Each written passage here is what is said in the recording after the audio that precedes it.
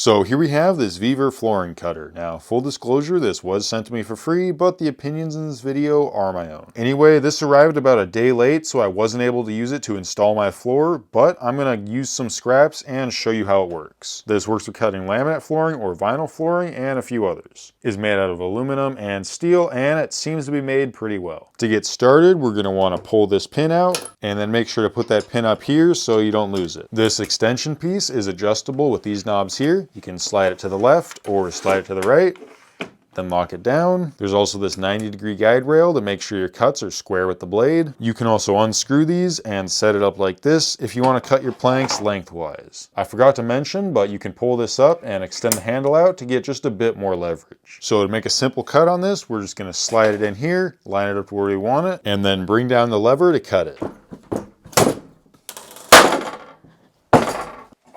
And there we go. You can see the cut's pretty square. Obviously, I did this on a table, and it's a lot easier to do on the ground because you can put your weight on it. But yeah, overall, pretty simple to cut. Like I showed before, if you adjust the fence, you can also cut it lengthwise. These slots that are on either side let you push the plank in to cut it at about 4 inches. And that's the maximum depth they can cut. This also works to cut out a corner. Let's just say I need to notch out this corner for a doorway or something. You can just slide it in there, bring the handle down,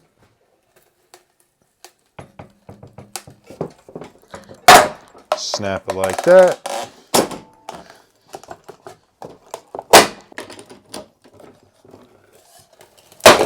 And cut it out like that.